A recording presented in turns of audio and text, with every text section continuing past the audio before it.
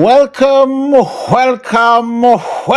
ladies and gentlemen, to another episode of Storytime with BDD. I'm your host, BDD, aka Brooklyn Dad.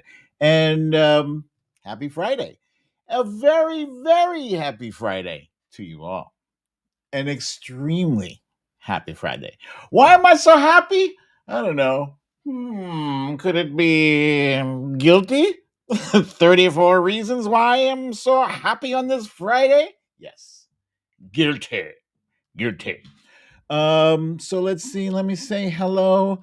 Zelda is back on top. What's up, my friend? The ABX girl is here. The Trump Reaper, Fox Hill Dreams, Watcher Soko. Look, Claudia is here. Jennifer Rayner. Diane London is here. Michelle, Carol Glynn, Bernadette H. That damn Karen. Chris Passeri with the reminder that July 11th is special because that is sentencing day.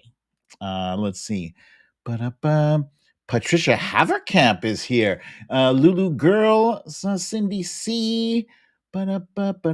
Audrey, you too. Rose Cologne. The gang's all here. All right, so let me, without further ado, let's do that quick little recap thing that I like to call Stories of the Day.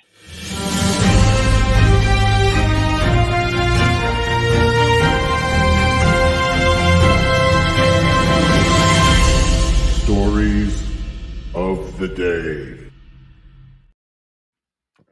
Stories of the Day. Okay, so our top story is Trump guilty on all 34 counts, but also kind of a top story, kind of important. President Biden announced a ceasefire plan. And I'm confused by this. We'll talk about why I'm confused by it, but yeah, it came out. Anyway, this is a great shot. Somebody happened to snap this picture just as Donald Trump was making this really pathetic facial expression.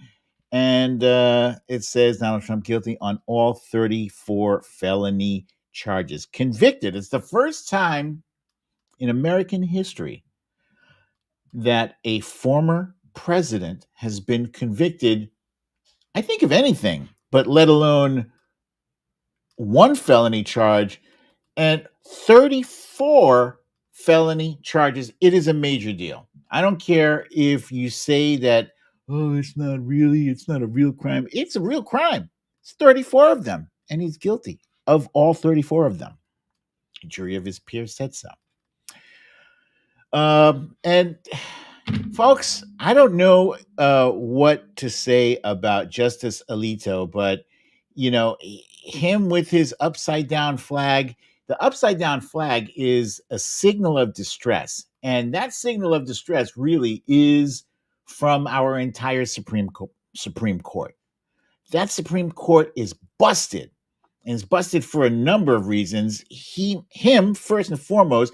Clarence Thomas is another reason. But even more important, where's Chief Justice Roberts? It's an important question.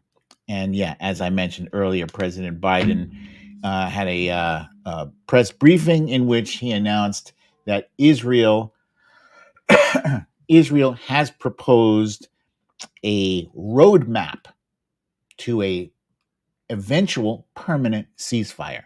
This is big news, big important news.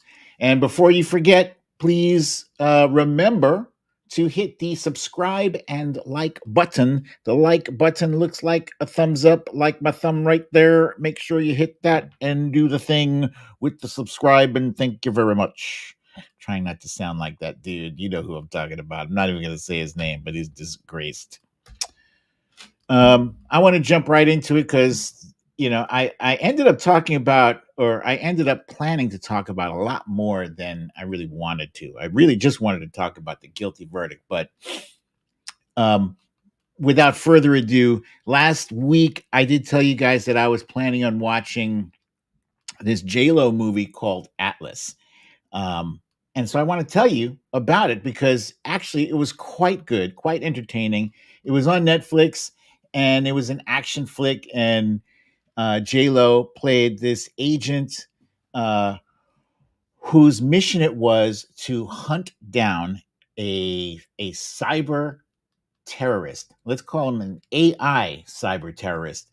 And she was like, the one most capable and most qualified to do so. And in the beginning of the mission, everybody got killed except for her, basically. And she has to, despite her misgivings about AI, she has to trust an AI armored suit in order to save her own life and save the mission. Really fun, uh, very entertaining movie. Thumbs up, two thumbs up for that. Um, yeah, uh, nice special effects, good action, good storyline, and J Lo is really good at what she does, and when she's acting, she's great, fantastic. Wifey and I also watched The Fall Guy, starring Ryan Gosling and Emily Blunt. And Ryan Gosling is playing the role that was originally played by Lee Majors, aka the $6 million man from the famous '70s show. Oh, yeah, the famous '70s show, The $6 Million Man. And the Fall Guy is basically it was a TV show about this guy who is a stunt man, and this one was, I would also say, a lot of fun. It was very funny. Ryan Gosling has some good comedy chops. Um, I would say this one probably went on a little bit longer than I would care, but I wouldn't take in any major points away from that. They could have trimmed the fat on this one, um, but I would give this a solid 8.25 rating on a scale of 1 to 10, and 1.5 thumbs up. Good movie. And last but not least, Furiosa. Two thumbs way, way, way the hell up. It's a prequel to the previous Mad Max movie called Mad Max Fury Road.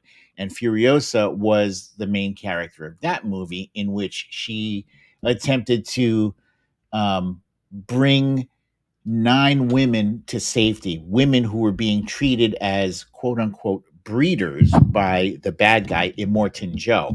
And so this new movie, Furiosa, a Mad Max saga, tells the story, her backstory, Furiosa's backstory, and shows how she ended up in the clutches of a terrible person named Immortan Joe.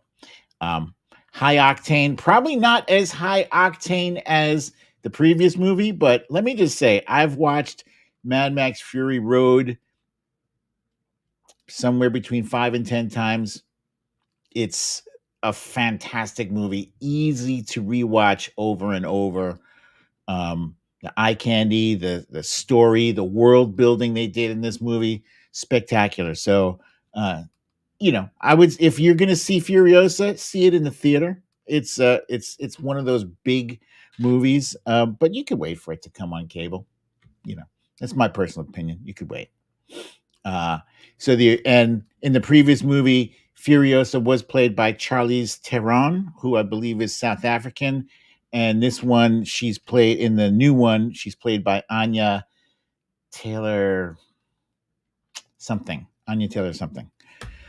Okay, let's jump right into our news. Yesterday was the 9th anniversary for the passing of President Biden's son, Bo Biden, and so rest in power, rest in peace for um, man. That is such a tragic thing. Like it's every parent's nightmare to have to bury your child, and that's what Joe Biden did. I don't know how he goes on, because I mean, prior to that, he lost his first wife and I think a daughter in a car accident. Um, just his life was filled with tragedy, and he somehow managed to to rise and excel and become the president of the United States. So thoughts and prayers and healing go out to you, President Biden. This past Sunday was Memorial Day. Monday, excuse me, was Memorial Day weekend, in which we reflect, we think about those who served, bravely in our armed services. That's everything from the Navy, the Marines, um, the National Guard, uh, all of the military services. Those who served our country, and they made the ultimate sacrifice. And I learned, actually, it wasn't, I was an adult when I learned that you don't, you're not supposed to say happy Memorial Day, because it's not really happy. It's not a happy occasion. When it's a holiday, especially when it's a national holiday, my brain says, oh, it's happy, whatever, happy Martin Luther King Jr.'s Day. But yeah, this one isn't happy. So, holy cow, I am just now seeing my friend Zelda. Oh, thank you so much, Zelda.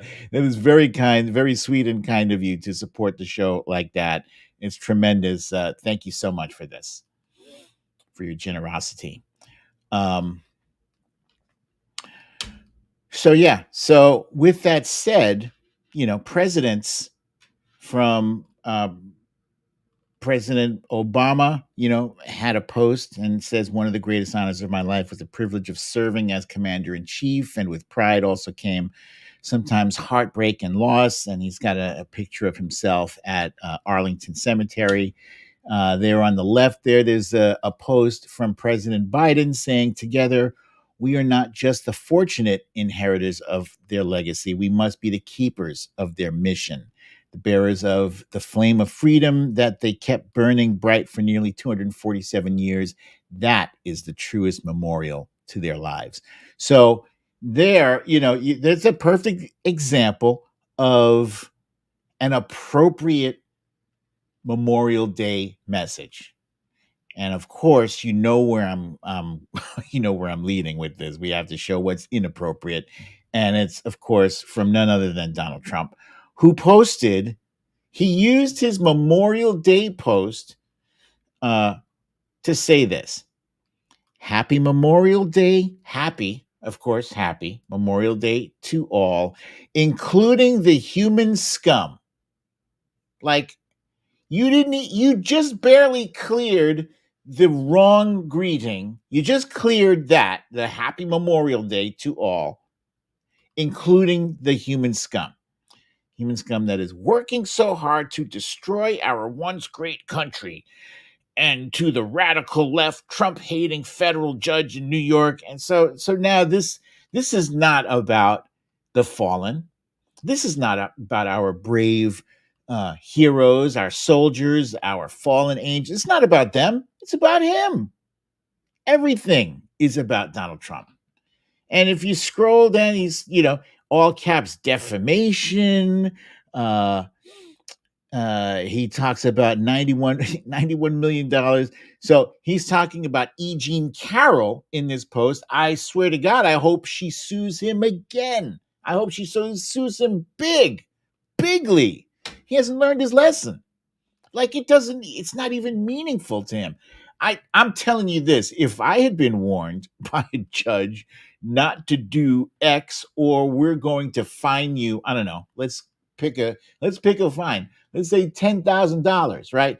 $10,000 is nothing to sneeze at. I'm not saying that would break me. I'm sure I could get a loan for $10,000, but I don't have that on hand.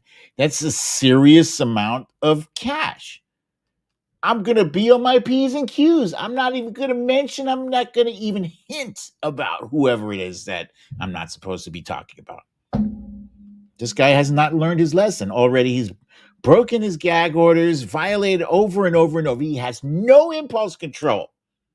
Hillary Clinton once said that you cannot trust a guy in power who can be baited with a tweet. He has no impulse control whatsoever.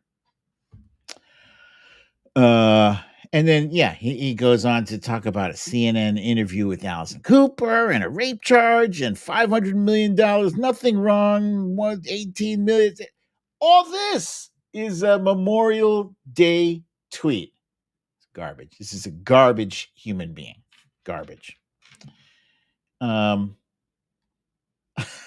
And now let's get to the good stuff. Let's get to the good stuff.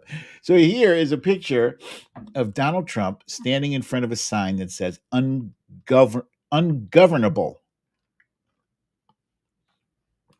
Some of you already know what this was. This was an event that happened this past Saturday. It was a libertarian convention. I'll say this. I probably wouldn't be welcome. I myself probably wouldn't be welcome at a libertarian convention. Or I might. I might actually. Come to think of it. Libertarians, they wouldn't want me there. They believe that government should leave you the hell alone. They want as few government services as possible. A great example of a libertarian would be, I don't know if you've ever seen Parks and Recreation, but there's a character named Ron Swanson who just, give me a plot of land and some hunting tools, and that's all I need. I don't want any roads. I don't need any school services, nothing. And that's basically that's a libertarian. And so Donald Trump, it almost seemed like he went there on a dare, right? Because he was there, and boy, they booed the shit out of Donald Trump. I didn't feel bad for him. In fact, I loved it. I plan to share that video clip with you guys also, because it was very satisfying. They booed him like he stole something, and I'm just gonna go ahead and cue this thing up for you right now so we can enjoy this together. Let's see, boom, boom. Let's full screen this, and let's go.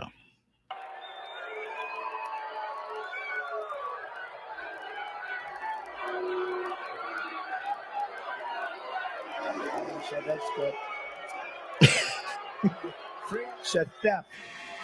We believe we cannot give crooked Joe Biden 4 more years.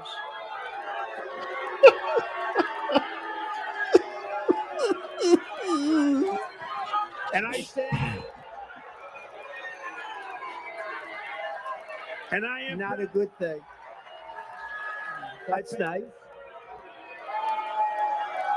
Whoa. That's nice. That's nice.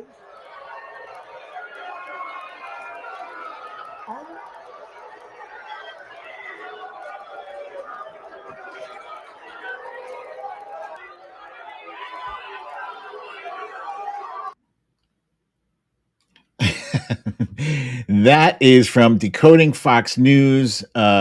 You guys might recognize their stuff. Decoding Fox News frequently covers, they watch things on Fox News, so we don't have to, and they pull out the best stuff there. That was hella satisfying, just watching him trying to get through a sentence. They just booed him lustily. Some people, strangely enough, said that they thought this helped Donald Trump, that the sight of him being booed somehow makes him a stronger looking figure, as if he dared to go into the lion's den and be booed. But to me, it's an act of desperation, really. He's looking for, because he's not getting any he's not getting the libertarian endorsement. They're not endorsing him, but he wants to see if he can maybe peel off like 1 or 2% of people. Right now, he's kind of running as if he is a fringe candidate himself. Just the other day, he was in the Bronx. Last week, he was in the Bronx. What are you doing in the Bronx? Ain't nobody voting for you, dude. No, You're not getting New York City. You're not getting New York City. New York hates Donald Trump. In fact, do I have that other video? Hang on, let me see if I do. Oh,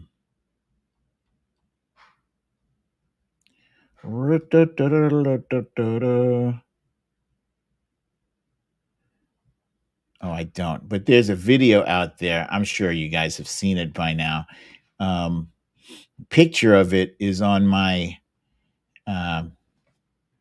is on my promo for today's show, where they're writing down all of the counts, all of the counts that he was found guilty of. So let's see. Let's go back here. And let me pause this. And let me go back here.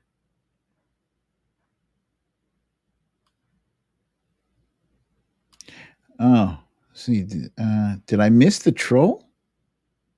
Oh, man. Oh, is that Snowflake's nightmare? Oh, that was so harsh. This criticism of, what is it? You sound like an Oompa Loompa. Yeah, okay. Yeah, that's some biting commentary. So anyway, that was fun. Let's jump on to Justice Alito. Justice Alito has been exposed as an insurrectionist. Yeah, so he has been found with upside down flags, both at, well, one at his primary residence and another one at, I guess, a beach house that he has. And and long story short, he has been asked to recuse himself from any and all January 6th, pertinent January 6th cases that come before the Supreme Court. And he refuses. He refuses to recuse. He says that shit ain't had nothing to do with me. That was my wife. But certainly, Mr. Alito, you do live at least one of those residences, do you not? You do, of course, have the ability to take down one or both of those flags, do you not? Sure, your wife lives there, so she has every right to put it up, but you, as an equal resident of said residence, have the prerogative to take it down if you disagree with the message that it sends from a Supreme Court justice. He's given us the old okey doke. That's some bullshit. And so, there's the primary problem with the Supreme Court right now is that they are beholden to no one. There are no guardrails. There's no ethics plan that mandates a certain level of conduct, right? We have an example of Justice Kagan previously rejecting an offer for bagels, one of the most benign offers you could possibly get. Who could turn down bagels, for crying out loud? Especially bagels with lox and cream cheese. Delicious. How could you turn it down? Well, she didn't want to give off the impression that she was accepting gifts that could sway her or, be an ethical issue. Small, tiny thing compared to these private jet rides that Clarence Thomas has been getting. Clarence Thomas has $250,000 RV that he tools around in. That was a gift. There's no guardrails. You can't tell me somebody gave you something worth $250,000 and it didn't occur to you that would be a problem, that you should report that. It's bullshit. And Justice Roberts is fine with it. So, it's clear that we need to vote blue so that we can keep President Biden in the White House, and we need to expand our majority in the Senate and reclaim the House so that we can start doing things like expanding the court. We can't do that if we don't have the Senate. And it's necessary to expand the court because right now it's way out of whack. It's out of balance. We have 6 conservative justices who are ready to take away the right to contraception, ready to take away the right to gay marriage, they've already taken away the right to abortion by overturning, but with their Dobbs decision, which overturned Roe v. Wade.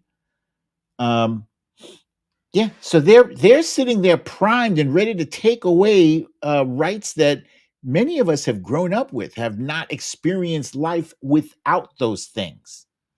There are women right now who are about my age who don't know what a life without the right to have an abortion looks like. And younger people, the same thing. So we can't look at these elections anymore as, oh, they would never do X, because they've already shown us that they will do X. This is a different Supreme Court. These are different Republicans. Everybody has to be engaged. Before we had the luxury of saying, we did have the luxury of saying, oh, I don't really pay attention to politics. This doesn't affect me. No, you got to pay attention.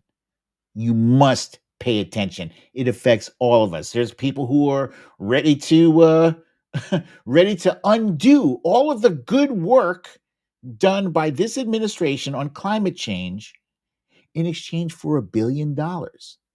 Donald Trump, just a little while ago, hosted a dinner with a bunch of big oil CEOs and said, hey, give me $1 billion towards my campaign, and I will fast track all of your requests for offshore drilling, and I will loosen restrictions and blah, blah, blah, blah. $1 billion. That's his price tag. In exchange for the future of our children and our children's children and their grandchildren. We got to pay attention, folks. Oh, what is this? Oh, I must have left that. That's from last week. Let's talk about a little bit of good news that I learned about today, and that is that President Biden, along with Senator Bernie Sanders, applied pressure to big pharma CEOs, and now we have inhalers. Those are asthma inhalers, right? Not a fun fact, but when I was a kid, and I wrote about this earlier today, when I was a kid, I had asthma. And as far as young as 4 years old, the very first time, I guess the first major asthma attack I had, I was taken to the hospital in an ambulance.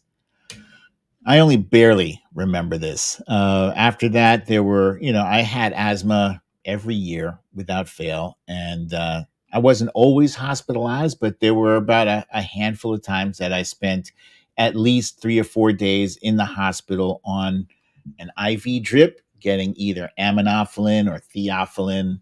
I have the mist inhaler. Like there was like a little mask I had to put on and inhale this mist. It had Alupent in it. And fortunately, we were on Medicaid.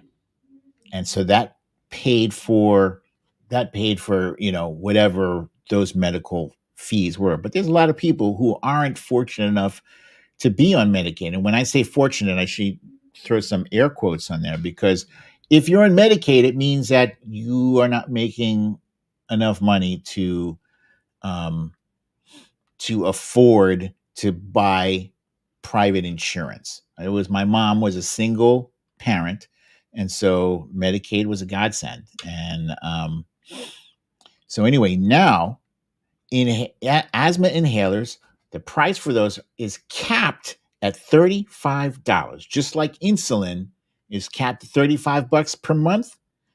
Inhalers, and this is yet another example of the things that President Biden is spending his time and energy doing.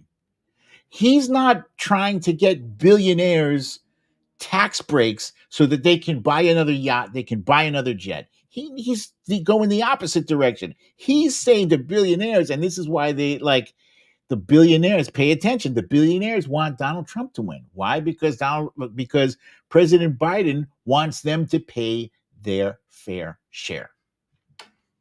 Plain and simple. So this is great news, and I of course tip the hat to President Biden for his efforts in doing things like that and the airline reimbursement stuff. Love to hear it.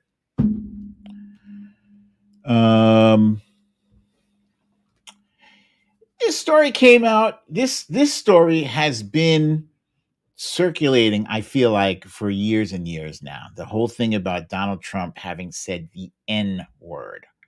And I saw this, and let me just briefly read to you. It says, this is a guy quoting what transpired. He says, I think Kwame. Oh, okay. So this is behind the scenes from the Celebrity Apprentice, which you guys, whether you may or may not know this, but back in the day, I used to watch Brooklyn Dad. I used to watch The Apprentice. This was before I realized what a horrifically racist, sexist, rapist Donald Trump was. I didn't know any of that stuff, honestly. I knew he was out there. That's all I know. I wasn't really paying a whole lot of attention to him yet, right? But yeah, he was behind the scenes, very racist. Let me scroll down here. Why didn't he just fire her? Trump asks, referring to Omarosa. It's a reasonable question, given that this the first time that we've ever been in this situation. None of this is something we expected. That's not his job, Beanstalk says to Trump. That's yours. Trump's head continues to bob. I don't think he knew he had the ability to do that, Kepcher says. Trump winces again. Yeah, Trump says, to no one in particular, but I mean, would America buy an N-word winning?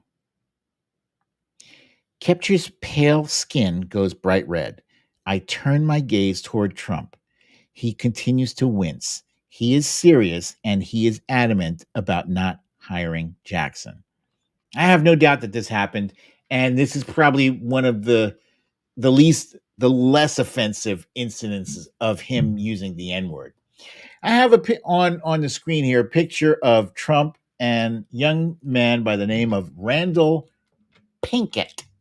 And Randall Pinkett was probably the most impressive contestant that I had ever seen on on The Apprentice. And at this point I had already watched a few seasons of the show. And for those of you who don't know, The Apprentice, the whole thing was you were given tasks to perform, and they were kind of business related. You had to do a challenge. You had to manage a team. Your team had to raise a certain amount of money or successfully launch a product or an event, et cetera, et cetera. And week after week after week, one person would be eliminated, by Trump's, you're fired. Until there were only two people left. So in this particular season, Randall Pinkett, this guy was a Rhodes Scholar, is a Rhodes Scholar. Very impressive. He's the smartest guy I'd ever seen on the show. And he was just, every challenge that came up, he was just knocking it out big time. This guy, you knew he was going to win. You just knew it. So it was him and this young lady, and they were the last two people left. And the last challenge was to raise money. Randall Pinkett raised like $11,000, and the young lady, she didn't raise anything. So, I mean, the winner was clear cut, easy peasy. And what happened next just shocked me. Donald Trump asked Randall Pinkett, Dr. Randall Pinkett, if he would share first place with the second place woman, who at one point Trump mention, oh, she's beautiful. She's a white woman, young, attractive, and Donald Trump wants this hardworking black man to share his prize, his hard-earned prize, with the second place finisher. And Randall Pinkett was like, all due respect, Mr. Trump, this show is called The Apprentice. It's not The Apprentice. And I was like, holy shit! Even his answer to Trump was like just full of like knowledge and that was the last day I watched The Apprentice. I was like, what the fuck? You can't let a black man get a leg up. And then then years later, I saw Donald Trump start to attack President Biden, and then I was like, this motherfucker, racist son of a bitch. And then that was when I started looking into Donald Trump. And then I saw, I didn't remember the Central Park 5 thing until after he started going after President Obama. Then I was like, oh, you son of a bee. Yeah. So anyway, this is relevant. I say all that to say this is relevant because in recent days and weeks and months, Donald Trump has been trying to position himself as, better for the blacks than Joe Biden. And that's ludicrous on its face. But when you dig deeper, you see, oh yeah, that's outrageous. President Biden has given $16 billion, $16 billion with a B dollars to HBCUs, historically black colleges and universities. Donald Trump gave about $250 million. That's like a fraction of what Joe Biden has given to black colleges. Black unemployment is historically lower under President Biden than under Donald Trump. And the list goes on and on and on about all the different things that, all the different areas in which President Biden is better for Black Americans than Donald Trump is. I have this picture up here because Donald Trump ridiculously compared himself to Mother Teresa. First, he compares himself to Nelson Mandela, saying that he would be a modern day Nelson. He'd be proud to be a modern day Nelson Mandela, hinting that he would be proud to go to jail for Americans. He's not spending 1 second in jail if he can help it. But his comparison to Mother Teresa, he says that not even Mother Teresa could beat the charges that he's facing. He's saying that the trial, the election interference trial, is rigged against him so badly that not even Mother Teresa could beat those charges. Well, first of all, Mother Teresa would not have had sex with a porn star. Let's start off with that. In fact, Mother Teresa would have probably made Stormy Daniels a bowl of soup or some dinner if they were supposed to have dinner, as was originally the plan. Stormy Daniels went to that room. They didn't even have dinner. They were supposed to have dinner. No dinner. It's interesting because, just that little detail, right? You think about it, and at the bare minimum, dude, if you're in a hotel and you have access to room service, why wouldn't you at least order her a sandwich or something? She sat in there hungry. That kind of pisses me off. The whole thing pisses me off, but just that. She can't get a sandwich. She can't get her a bag of chips, for crying out loud. Anyway, Mother Teresa, it's ludicrous. If you see this guy comparing himself to Mother Teresa and you don't think he is off his rocker, something is wrong with you. Something is very wrong with you. All right, let's get to the good old juicy part here. So I was watching, as I'm sure you were yesterday. First of all, I was shocked. I was shocked that they had a verdict because literally this is what happened. Um, the word came in that Judge Merchan was dismissing the jurors for the day, Thursday. So it was around it was about 4:15 when I heard that. And they said Judge Merchan is dismissing jurors. And I was like, oh, okay, so maybe tomorrow's the day. I thought at this point, I was like, well, if we got a verdict on Thursday, excuse me, if we got a verdict on Thursday, that would be extremely fast, right?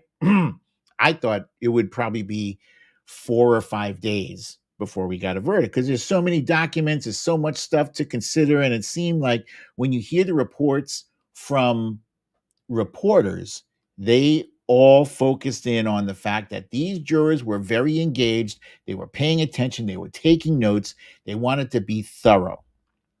That was the impression I got. And again, I'll say this again. We should have had cameras in there to observe this. And I'm not saying to watch the jury, because naturally, I literally just saw on Twitter before I started the show a report. What's his name? Is it Kyle something? Give me a second here. Kyle Griffin said that jurors are now in danger of being doxxed by Trump supporters. It says here, NBC News, Trump supporters are trying to dox the jurors in Trump's criminal trial. A nonprofit that conducts public interest research found posts of the purported addresses of jurors on a fringe message board known for pro-Trump content. The same group found a high volume of violent social posts targeting Judge Merchan and DA Bragg. Isn't that nice? The law and order, the party of law and order. Yeah. So anyway, I thought this was going to be a much longer time before we had a verdict. And lo and behold, then they were like, wait, we have a verdict. And I was like, oh, shit. And then the word was the jurors need another 30 minutes. Right. And so all these things are going through my head. Is it going to be well, I could already rule out that it wasn't going to be a hung jury. That was my main concern. I did not want this to be a hung jury. I thought there was a very good chance it could be because there's at least one juror on this jury that Donald Trump himself considered my juror. At least that's how he explained it, how he described it to insiders. He called this person my juror. It was a man. And apparently this guy, for instance, was nodding his head along with the defense as the defense was questioning, cross-examining, questioning someone, and even as they were, doing their summation. This juror was also observed, their eyes lighting up as J.D. Vance walked into the room. So, this was a guy that Donald Trump thought he had in the bag. He did not. So anyway, I was watching on MSNBC because after 4 p.m., I don't watch MSNBC until after 4 p.m., until after Nicole Wallace appears. I've noticed MSNBC these days is trying to force feed us Katie Tur, and I don't like it. This morning, it was like 10 o'clock. Ana Cabrera comes on, and 5 minutes into her show, oh my God, that's my dog. 5 minutes into her show, there's Katie Tur on the screen, and I'm like, nope, click. So anyway,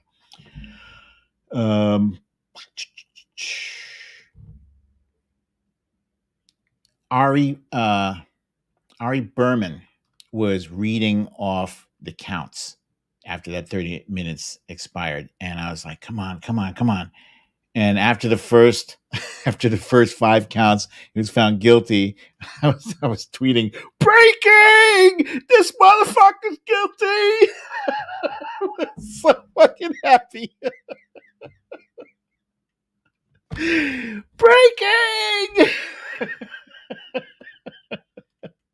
This was a moment, guys. This was a moment that we have been waiting for. And you know what? We have to enjoy this now. I'm still enjoying it maybe a bit more than I should.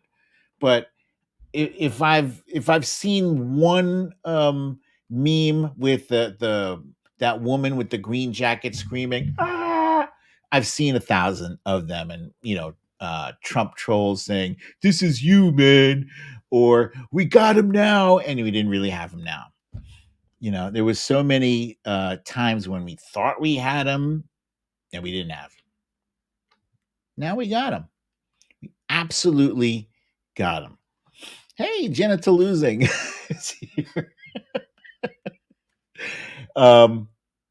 Yeah, and it's about the rule of law, right? But it's also about watching that jackass get away with crime after crime after crime. And I'm going back to the Mueller report. The Mueller report, which got swept under the rug by Bill Barr, and it shouldn't have been. According to Robert Mueller, there were 10 things that he could have been prosecuted for. Most of those were obstruction of justice. I haven't forgotten about that Mueller report, but years later, he still has those other cases that he's facing. But for right now, 34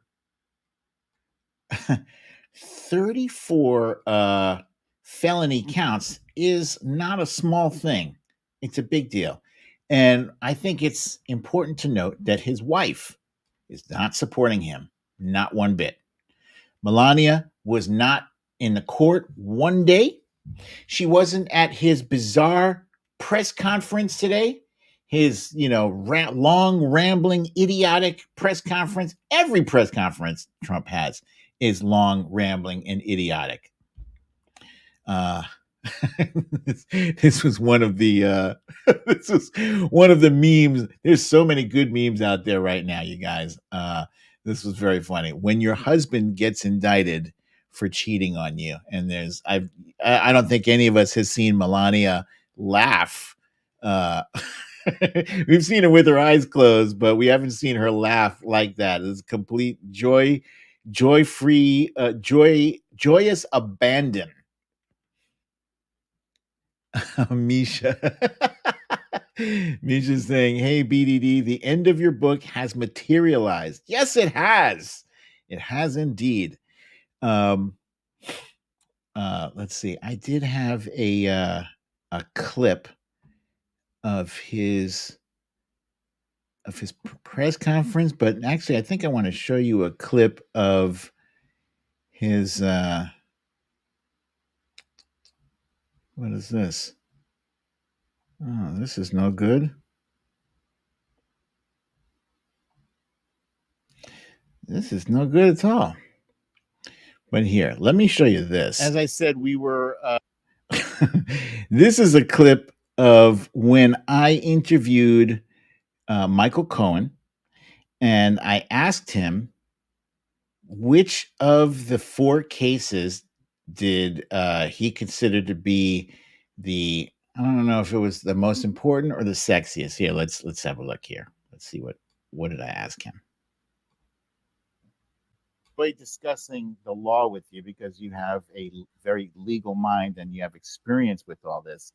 I wanted to know, in your opinion, which case is the one that is most likely of all the different legal issues that Trump is facing now, which is the one that is most likely to put him behind bars?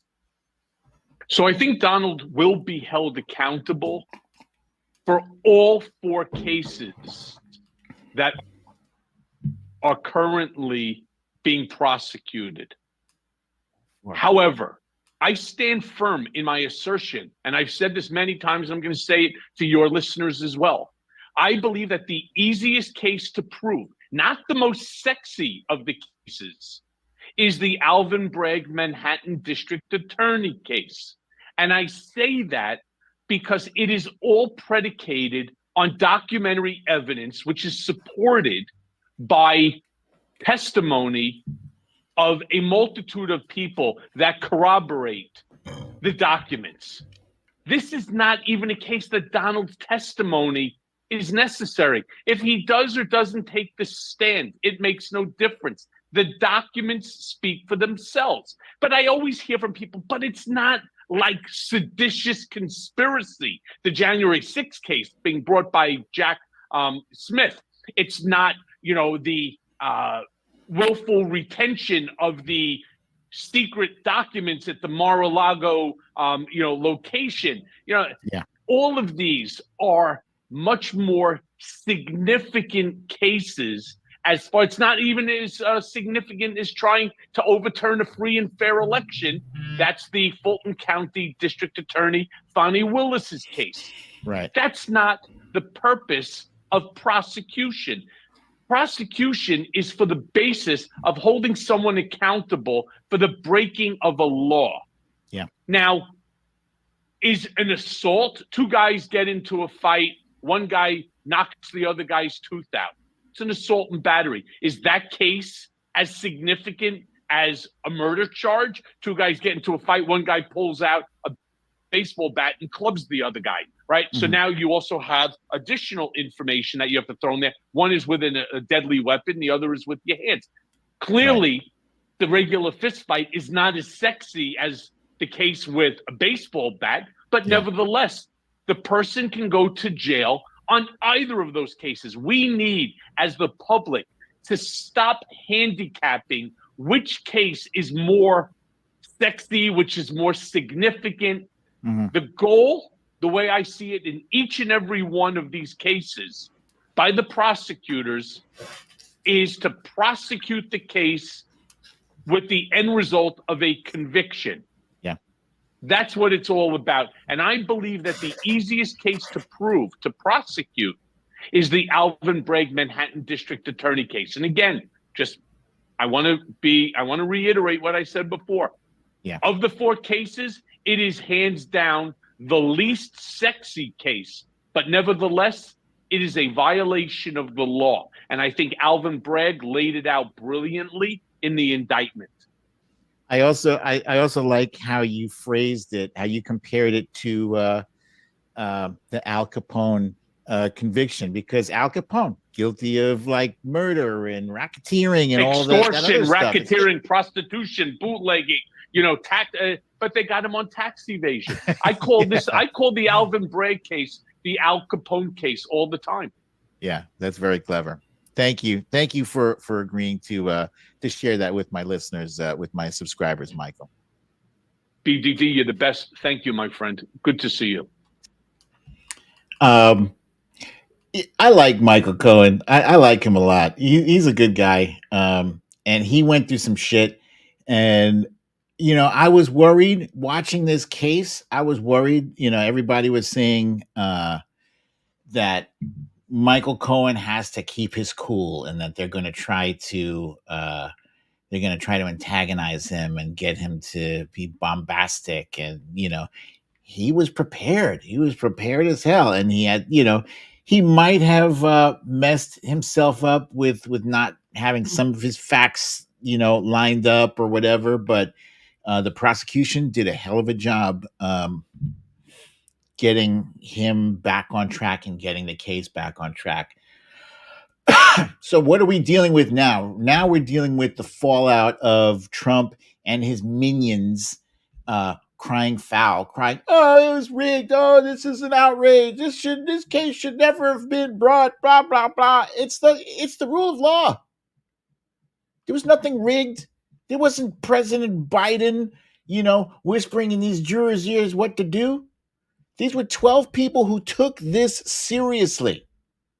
You can't say, "Oh, you couldn't get a fair a fair trial in Manhattan because people know him in Manhattan. People know him all over the place. You want to go somewhere where people don't know him? Go to fucking one of those places that he says they're speaking languages that nobody's ever heard of before. You want him to, want him to have the trial where nobody knows him? That's unrealistic. Everybody knows him, whether it's from when he was president or when he was on The Apprentice. He's known, and that's his own damn fault. And his being convicted is not anybody else's fault but his own. This was not a lawfare, as they like to call it. Oh, this is lawfare. This is the weaponization. No, what's lawfare and the weaponization of justice is what he plans to do with Project 2025. Everything Republicans say is a freaking projection. Every accusation is a confession of their ill intent. Donald Trump has already said, I plan to be a dictator on day one. And he had the audacity during his crazy press conference today to call the United States a fascist country. Do you believe that? The audacity? He goes from telling his followers in public, mind you, these aren't like closed door things, private meetings. These are like very public rallies that we all have on video. We have video evidence to back up the time when he said, I will be your retribution. He's all about the revenge. He wants to get revenge on his enemies. And that's not what this is about. President Biden has been so uninvolved with this case to a fault. Even what's his face, Merrick Garland has been detached from this case to the extent where Democrats, liberals, have lost patience with Merrick Garland. Look on Twitter now and type in "fire Merrick Garland." When you see those tweets, it's not coming from the right. It's not coming from Trumpers. No, it's coming from liberals who want to fire Merrick Garland because he's not moving these cases forward quickly enough. And maybe they're not wrong. Maybe they're right. Who's to say? But what it is proof of is the fact that he has been detached. He's let these special investigators do their job. He's let them follow the facts. If I remember anything about what this guy says he does, is that he follows the facts of whatever the case is. Goes in there with no preconceived notions about what he's going to find or any guilt. Follow the facts. That's what he did. It's exactly what he did. I don't want to speechify for you guys, but I did write something today that I'm kind of proud of. And I would like to share it with you, if that's okay, if you don't mind. If you don't like it, you can leave. You get the fuck out. Excuse me. Excuse me. I don't mean that at all. I don't mean it. But I do want to share this with you. Wait, is it this one here? Hang on. Did I have a picture with it? No. Wait. Here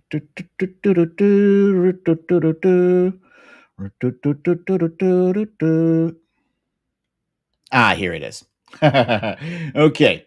So, which version of Law and Order, this was to Republicans and Trumpers, which version of Law and Order are you Republican hypocrites supporting today?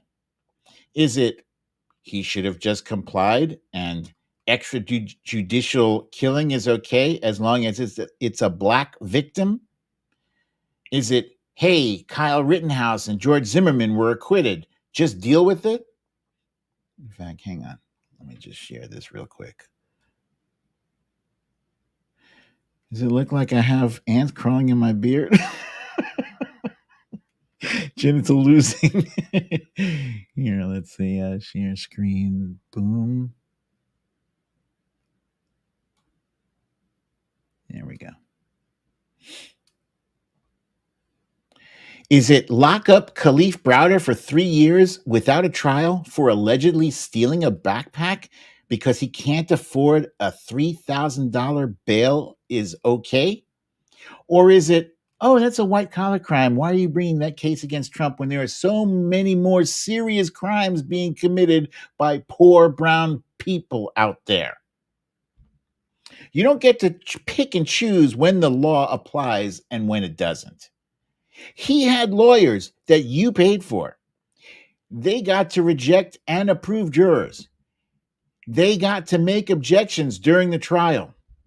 He didn't even get thrown in jail for violating his gag order numerous times. Yet. He had his due process. You mad? Be mad at the guy who can't stop committing crimes. Be mad at the guy who obstructs justice. Be mad at the guy who threatens witnesses. Be mad at the guy who was found liable for sexually assaulting E. Jean Carroll. Be mad at the guy who had a $355 million civil fraud judgment against him for conspiring to illegally manipulate his net worth. Be mad at the guy who tried to illegally overturn an election he lost. Be mad at the guy who did nothing for 187 minutes while Capitol police officers were being beaten with flagpoles and fire extinguishers. Be mad at the guy who stole classified documents and tried to hide them after he was asked for them. Be mad at the guy who hired Michael Cohen because he was the kind of guy who would willingly lie and break the law on his behalf to hide his illicit affair with a porn star from voters. Be mad at the guy who said Hillary Clinton shouldn't even be allowed to run because he thought she'd be under indictment and that it would, quote unquote, cripple the operations of our government. He said that. Be mad at the guy who led all of those lock her up chants for all those years, making it seem like putting Hillary in jail was a totally normal thing. Nobody was calling to lock up their political opponents before Trump came along and started doing it, much to your delight. Be mad at the guy who said that if elected, he would use his power not to help American lives like President Biden is doing with insulin and inhalers, but he would use his power to seek revenge or quote unquote retribution. Be mad at the guy who said so many wrong things that are boomeranging back on his stupid ass now. Be mad at Donald Trump. But most importantly, be mad at yourselves for blindly following such a blatant charlatan and greedy, crooked, soulless person just because he hates the same people you do. Be mad at yourselves and obey the fucking law. Thank you. Thank you for letting me show. Yeah, man, I felt that. I felt that because I'm sick and tired. I'm sick and tired of people like Ted Cruz and Marco Rubio who know better. These guys are educated, they are senators, and they have the gall, the audacity to try to undermine the integrity of our justice system. Come on now, because your guy screwed up. Look, it's not like we don't have plenty of examples of Democrats being prosecuted by this Department of Justice, starting with Hunter Biden. What's that? Hunter Biden, the son of the president, who is facing gun charges and tax charges that normally would get a slap on the wrist or at the worst, a fine. Now he's looking at serious time. Hunter Biden, the son of the president, is looking at serious time, like decades for these crimes. Gun charges. I think he lied about whether his sobriety status when he applied for a permit for a gun. That you want to talk about these cases shouldn't have been brought. Start there. The Bob Menendez case, that dude deserves to be in jail. I think. off and on been aware of Bob Menendez for a long time. Like, and come to think of it, before this thing came up, this recent one where with the gold bars and money lining his jacket, if you had said Bob Menendez to me, I would have been like, oh, you mean like, is he indicted again? That's what I would have said. It's already been indicted before. Where there's smoke, there's fire. I think that dude, I I haven't seen all the evidence, but I'm pretty sure he did it. Whatever he's accused of, I'm sure he did it. There's another guy, Henry, how do you pronounce it? Cuellar? Cuellar. Henry Cuellar. Anyway, that dude, I think he's in Texas. He's under indictment also.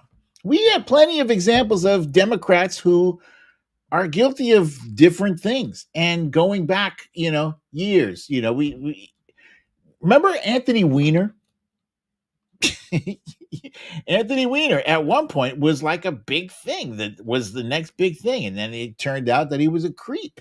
He was fucking weirdo creep sexting teenage girls, pictures of his junk or whatever. I can't remember exactly what that was, but that dude was sick. And I think he was Huma Abedin's boyfriend or husband. Anyway, we kicked him to the curb with the quickness. We have been taking care of corruption and policing our own side. And is it too much to expect Republicans to do the same with the people on their side too? This seriously doesn't have to be us against them kind of thing. It should be, the rule of law. It should be plain and simple. If this is against the law to these people here, it should be against the law to everyone. Right?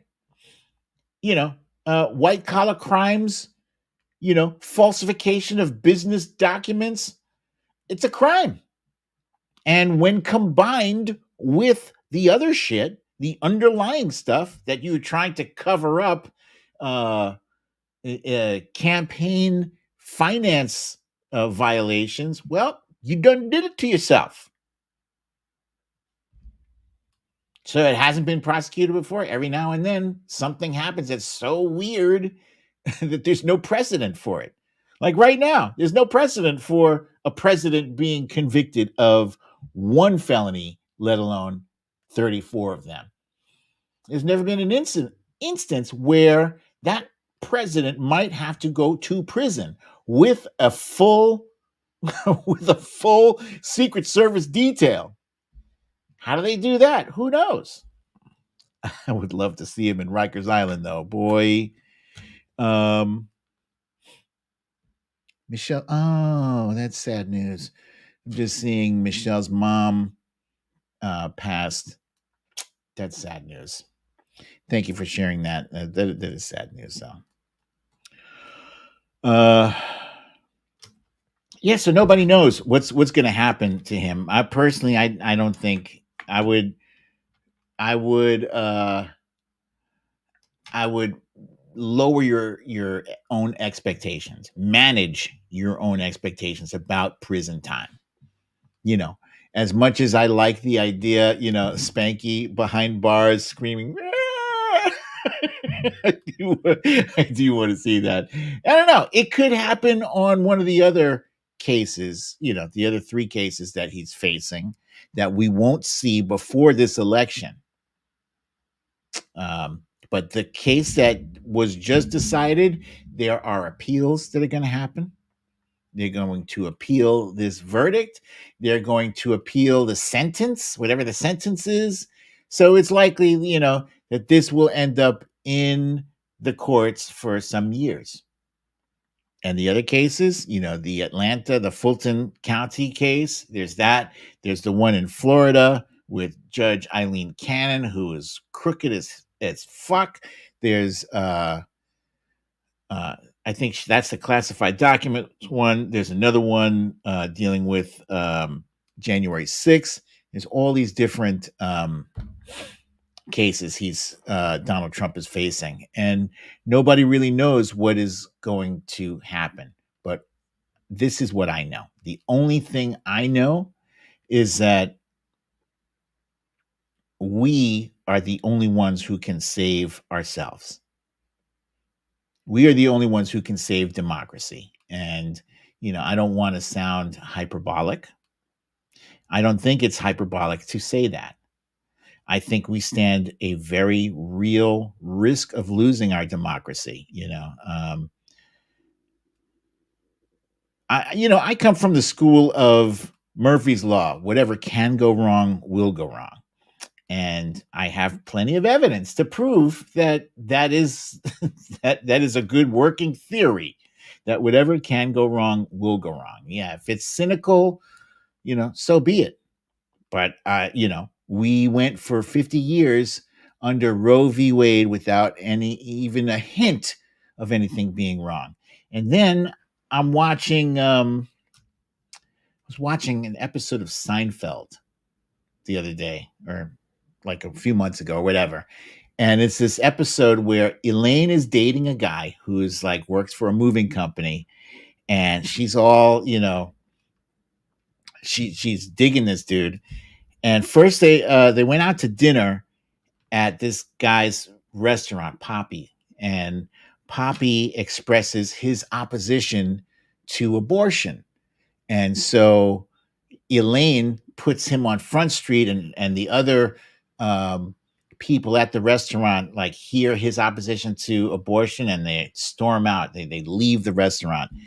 And then Jerry asks Elaine, "Oh, so what about this guy you're dating? Is he pro abortion?" And she's like, "I don't know." And so she asks him, and what does he say? He says, this is Seinfeld, mind you. This is from the 90s, the mid 90s. And he says, "One of these days, we're going to have enough people on the Supreme Court to overturn Roe v. Wade." And then Elaine, she starts crying, like comedic crying. But the rest of us are laughing at that punchline because it didn't seem real at all. And then Ruth Bader Ginsburg, then Mitch McConnell blocked President Obama's pick for the Supreme Court, saying that we can't do it. It's an election year. And then Ruth Bader Ginsburg died. She didn't retire in time to allow President Biden to choose someone else to take her place. And again, I guess, she probably overestimated her longevity and overestimated the danger, Roe v. Wade was in. Then we had those all those hearings, those confirmation hearings with Kavanaugh, with Neil Gorsuch, with Amy Coney Barrett, and they all looked us in the face and looked the senators in the face and lied and said, "Oh yeah, Roe v. Wade, that's settled law." And then came the Dobbs decision, and that was that. So whenever somebody says to you, "Oh, that can never happen," tell them to go fuck themselves, okay? Or you could, you don't have to go there with them. You could tell them, "Look, you got to get real. We're dealing with people who don't care about the rule of law. We're dealing with people who, now that they have secured power, they intend on keeping it by any means necessary. We're dealing with a Supreme Court that feels like they are above being managed by anyone. They don't even believe in separate but equal powers, or separation of powers. They don't think that they can even be subpoenaed by Congress. They feel like they're above that. This is crazy. So, yeah, it's up to us, guys. This election is everything. These trials are not going to save us. There's no legal thing. There's nothing that is going to do away with Donald Trump. It's up to us. We have to galvanize. We have to stay focused. If times seem, oh shit, I just saw my meme on TV. I'm sorry. Ari, what's his what the hell is Ari's last name? Ari Melber, who's showing memes he's interviewing Rob Reiner, and I just saw my Stormy Daniels tell Donald I want him to know it was me. That's my meme was on TV.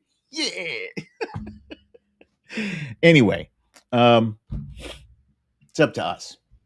It's up to us to show up and stay focused and pick each other up when we're down. Yeah, if people get discouraged, sometimes you need a breather. You can't stay in the social media too long. You have to give yourself a break. It's not healthy. Trust me, I know. I can only keep my face in social media for but so long, and then I need a break because it's very toxic. So BDD, scroll up. How far am I scrolling up, Cindy? Let's see. Ari Melber. I'm above the line. What am I looking for, Cindy? You telling me to scroll up?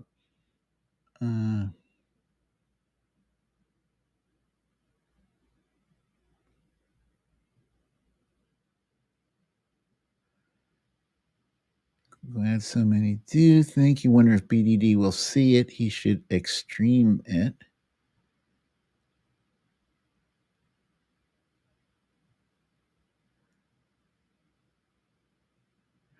Cindy says, I think we need to elect representatives that will change the law that anyone committing crimes against the taxpayers and convicted does not get to live on their dime.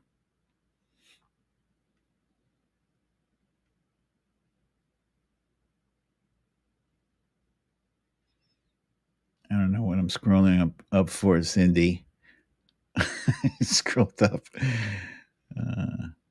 Joy Reid has also mentioned me quite a bit. Really? I missed that. I wish somebody had told me that. But thank you, Monique. I did not know. Anyway, that's really fun. So, guys, thank you for joining me for another episode of Storytime with BDD. I'm your host, BDD, aka Brooklyn Dad. And guys, congratulations to all of us. I had written another post about Republicans trying to rain on our parade and try to tell us that we shouldn't be celebrating about this. No, we should. We should feel glad about it, not just because Donald Trump is a raging asshole who's been awful to many people and will use his power to be even more awful. It's not just about mean tweets. They tried to minimize what Donald Trump has done to, I wish I would, I miss the mean tweets and the low gas prices. The gas was low because we were on fucking lockdown because he had mismanaged COVID so poorly. They had to shut the whole country down and nobody could go anywhere. So yeah, naturally gas prices went down to, the low twos, but they're back up because the country's open up again and our economy is thriving. And it's up to us to spread the message and remind people of what a disaster Donald Trump was when he was in office, how many people died, how many people lost their jobs. The fact that people couldn't get toilet paper. It's a big deal. And then all the good President Biden is doing and intends to do with his second administration, his second, with 4 more years. So, that's what I have to say. And that's my story, and I'm sticking to it. I look forward to seeing you all here Next week. Oh, wait a minute. Hang on. Yeah. Keep your eyes open. I got a new show, remember I was doing the Defiant thing there, the Defiant podcast, and then that was discontinue, whatever. I'm doing it again, not with the same group, with Really American. So we're going to pick up the Defiant soon. Stay posted. I will give you further details as they develop.